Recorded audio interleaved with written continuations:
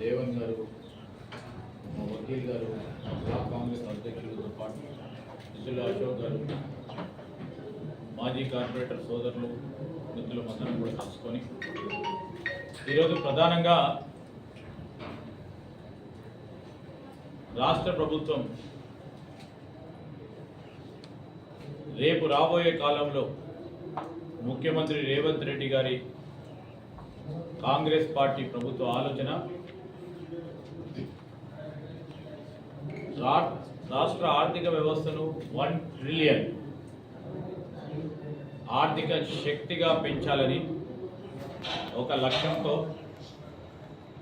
ఓ ప్రక్కన పరిశ్రమలను ఏర్పాటు చేస్తూ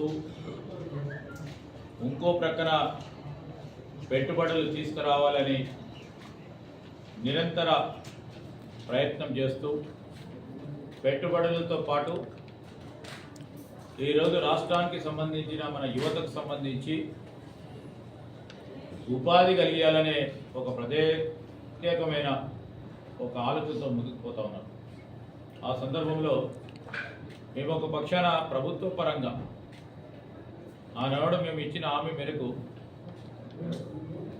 ప్రభుత్వ ఉద్యోగ ఖాళీలను భర్తీ చేస్తాం. 57,000 ప్రభుత్వ కొలువులను ఒక్క సంవత్సర కాల వ్యవధిలోనే భర్తీ చేస్తూ లక్షలాది మంది ఇంకా కూడా అనేకంగా డిగ్రీలు చదువుకొని ఇంటర్మీడియట్ చదువుకోనో లేకుంటే మేము స్వయం ఉపాధి ఎంచుకొని ముందుకు నడుద్దామని ఆలోచన చేసిన అనేక మంది యువత 10 సంవత్సరాలు వేచి చూస్తూ ఇసికి ఏసారిపోయి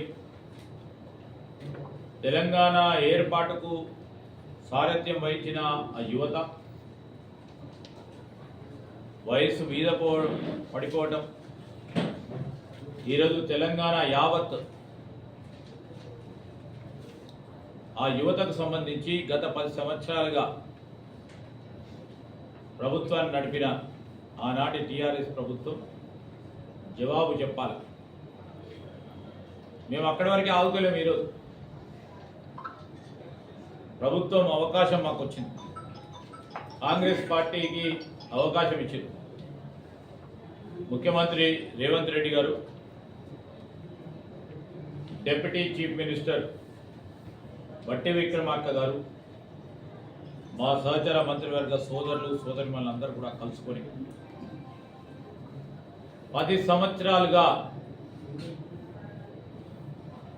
ఈరోజు ఎస్సీలకు సంబంధించి,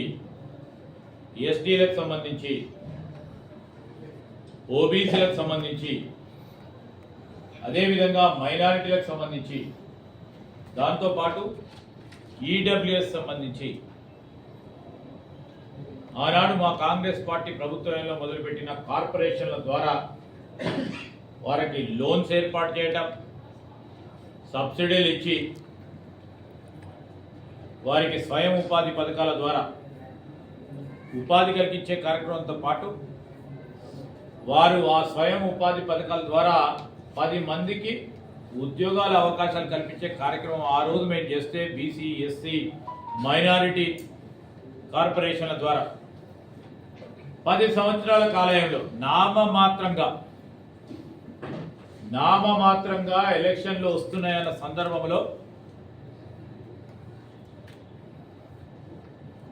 వారికి ఆ కార్పొరేషన్లు గుర్తొచ్చి ఉదాహరణ